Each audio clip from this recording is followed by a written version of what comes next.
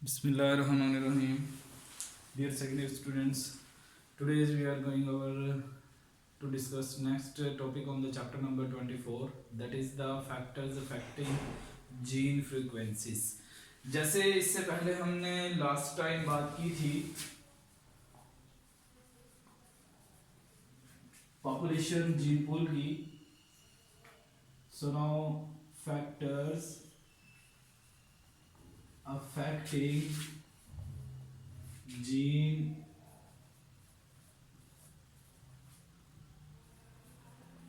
frequencies.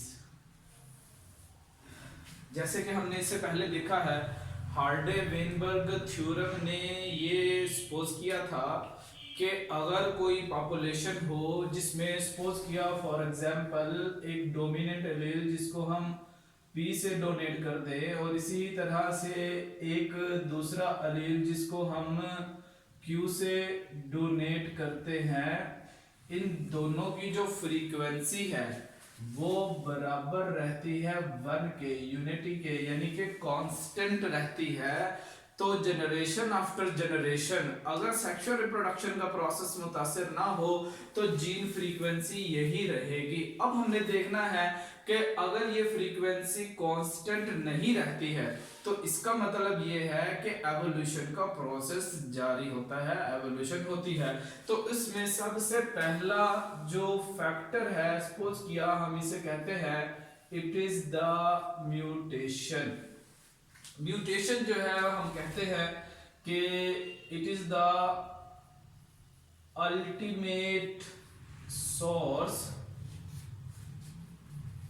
of all changes that occurs in the genes in the evolutionary point of view or evolutionary timeline in the living organisms के jeans में जो mutations है उसके जरिए से नए किस्म के जीन्स प्रोड्यूस होते हैं. जैसे मिसाल के तौर पर हमारी एग्जाम्पल जिसको हमने स्टडी किया, दो ही अलील है, एक P है एक Q है.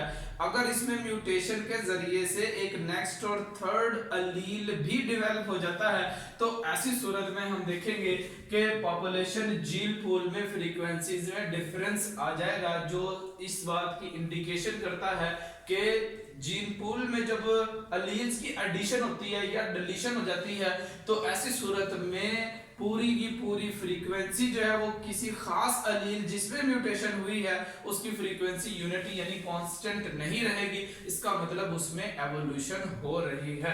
अब मजीद वो कहता है अगर हम ये देखें कि इंडिविजुअल म्यूटेशंस इतनी रिस्पॉन्सिबल नहीं है, हम कहते हैं कि खास तौर पर mutations in the sex cells और जर्म सेल्स जो होती हैं, these are very important from evolutionary point of view because they are the cells that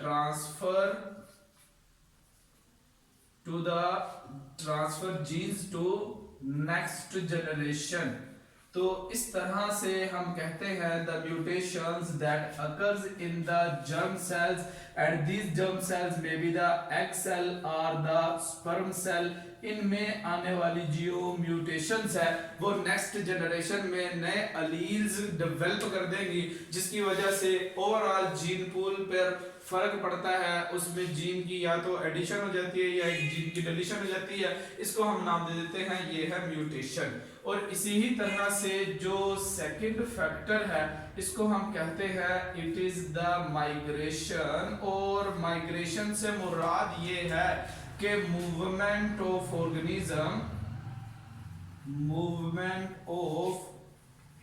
organisms from one population to the other. इस तरह से भी हम देखते हैं कि ऐसे पॉपुलेशंस, ऐसा जीन पूल जिसमें इमिग्रेशन हुई है या एमिग्रेशन हुई है और इसी तरह से इमिग्रेशन जिस पॉपुलेशन में हुई तो हम देखते हैं कि एमिग्रेशन वाली जो पॉपुलेशंस है इनमें जीन पूल में डिक्रीज आ जाता है. डिक्रीज हो जाएगा क्यों कि ऐसे मेंबर जो किसी पॉपुलेशन से, आबादी से निकलकर हिजरत करके किसी दूसरी पॉपुलेशन में चले गए, तो उस पॉपुलेशन का ओवरऑल जीन पूल जो है वो रिड्यूस हो जाता है, डिक्रीज इन जीन पूल। तो ऐसी सूरत में भी जीन की फ्रीक्वेंसीज कांस्टेंट नहीं रहेंगी। और इसी ही तरह से जो हिजरत करने वाले, माइग्रेशन करने वाले इंडिविजुअल किसी दूसरी पॉपुलेशन का हिस्सा बनेंगे, तो हम देखते हैं कि उसमें जीन्स की यानी अलील की एडिशन होती है। तो हम इसको कहेंगे इट द इंक्रीज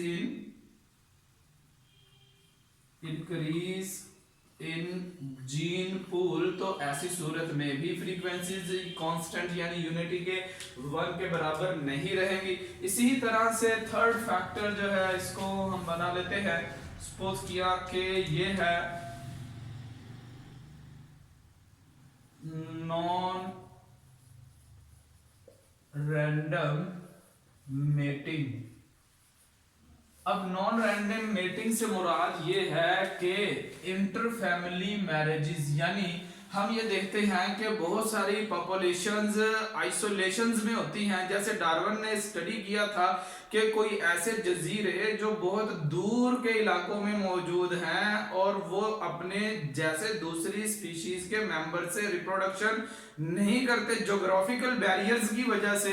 तो ऐसी सूरत में वो कहता है एक एरिया में बसने वाले जो एनिमल्स हैं उनकी आपस में जो है वो फर्टिलाइजेशन यानी सेक्सुअल रिप्रोडक्शन से हम देखते हैं रैंडम मेटिंग का प्रोसेस डिक्रीज हो जाता है, जिसको हम कहते हैं non random mating. More frequent sexual reproduction in a local area, a small area, एक छोटे से एरिया में बसने वाले अफराद की आपस में सेक्सुअल रिप्रोडक्शन का प्रोसेस ज्यादा प्रोमिनेंट, ज्यादा फ्रीक्वेंट हो जाए, तो इसको हम कहते हैं नॉन रैंडम मेटिंग। अब इसकी वजह से भी हम ये देखते हैं ये क्या करती है, it disturbs the it increases homozygous individuals, यानी कि ऐसे अफराद का ग्रुप जो एक ही एरिया में मौजूद है उनकी आपस में बार बार की फर्टिलाइजेशन के अमल से हम देखते हैं उनकी जो नेक्स्ट जनरेशंस हैं उनमें जो अलील्स होंगे वो होमोजाइगस एक्यूमुलेट होना शुरू हो जाते हैं, यानी हेट्रोजाइगस और होमोजाइगस का प्रोपोर्शन जो है वो यहाँ पर डिस्टर्ब हो जाता है, जो इतना ज्यादा जीन या अलील की फ्रीक्वेंसी को तो डिस्टर्ब नहीं करेगा, लेकिन ये होमोजाइगस और हेट्रोजाइगस इंडिविजुअल्स का जो प्रोपोर्शन है उस पर असर अंदाज होता है। इस तरह से हम कहते हैं कि ये इंक्रीज करेगा होमोजाइगस इंडिविजुअल्स एंड डिक्रीज करेगा decrease proportion of heterozygous individuals और इसी ही तरह से ये था हमारा third factor. Fourth factor is the genetic drift. Suppose किया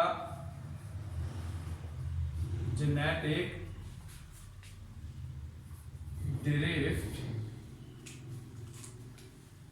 it is the change in allele at a locus by chance, यानी कि हम ये देखते हैं कि कुछ इंडिविजुअल्स के अंदर एक खास अलील मौजूद था और किसी वजह से वो अलील जो है डिलीट हो जाता है, यानी वो अलील रिप्लेस हो जाता है किसी दूसरे नए अलील से, उसकी जगह पर एक नया तब्दील शुदा अलील शामिल हो जाए या आ जाए। तो ऐसी सूरत में भी हम कहते हैं इस जेनेटिक ड्रिफ्ट के जरिए से जो अलील लॉस हो चुका है उसकी तादाद की कमी की वजह से जीन पूल में अफेक्ट होगा। तो इस तरह से हम कहते हैं जेनेटिक ड्रिफ्ट जो है ये क्या करेगा, पॉपुलेशन जीन पूल की फ्रीक्वेंसी को असरअंदाज करता है। यानी इसमें हम देखते हैं कि some allele lost due to replacement of new alleles, के नए alleles उसकी जगह ले लेते हैं। और इसी ही तरह से अगर देखा जाए तो फिफ्थ फैक्टर, इसको हम कहते हैं it is the selection. Selection जो है वो हम कहते हैं दो तरह की होती है। सिलेक्शन से मुराद ये है सिलेक्टेड जीनोटाइप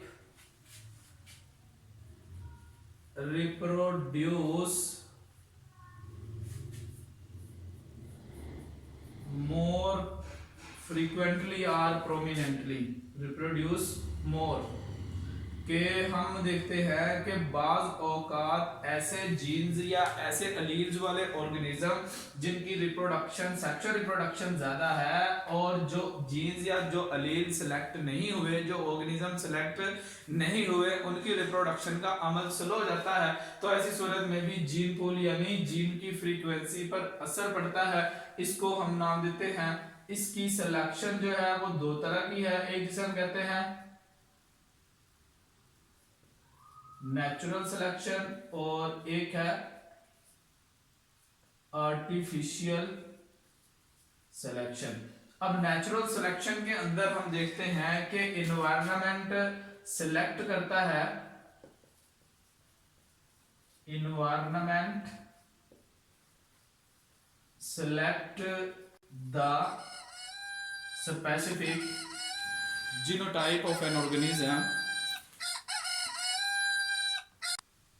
नेचुरल सिलेक्शन में हम बात कर रहे थे environment select the specific genotype that makes the organisms better adapted to its environment। और जबकि हम देखें artificial selection is the selection in which breeder select the organism of specific genotype on the basis of phenotype। breeder select the organism on basis of phenotype। तो इस तरह से हम कहते हैं कि ब्रीडर ने किसी भी एनिमल में किसी खास करैक्टर को देखकर पसंद करके उसको मुंतखब किया और अगली नस्ल में वही करैक्टर जो है मुंतकिल होगा, यानी वो जीन वो अलील अगली जनरेशन में जाएगा, और जो अलील या जीन्स जो सिलेक्ट नहीं हो सके वो नेक्स्ट जनरेशन में मुंतकिल नहीं होंगे। तो इस तरह से जिन जीन्स की अलील्स की सिलेक्शन नहीं हुई वो with the passage of time population gene pool से खत्म हो जाएंगे। तो इस तरह से हम कहते हैं कई जनरेशंस के बाद खास तरह के जीन्स जो है वो पॉपुलेशन से खत्म हुए और उसकी जगह पर नए जीन्स नए अलील जो है वो शामिल हो गए या आ गए। तो इस तरह से भी इस पॉपुलेशन जीन पूल पर इफेक्ट पड़ता है, जो इस बात की निशानदही करता है कि नेचुरल सिलेक्शन का अमल जो है वो जारी रहता है। तो इस तरह से ये 5 मेजर फैक्टर्स हैं जिनकी बुनियाद पर हम ये कहते हैं कि किसी भी पॉपुलेशन के अंदर ये 5 मेजर फैक्टर्स एक ही वक्त में जो है वो मुस्तकिल तौर पर कांस्टेंट नहीं रह सकते। जब ये कांस्टेंट नहीं रह सकते तो इसका मतलब ये है कि जीन या अलील की जो फ्रीक्वेंसी है वो कांस्टेंट नहीं रहेगी, बल्कि उसके अंदर चेंजेस आएगी और उन्हीं चेंजेस को हम कहते हैं it is the evolution. Thank you very much.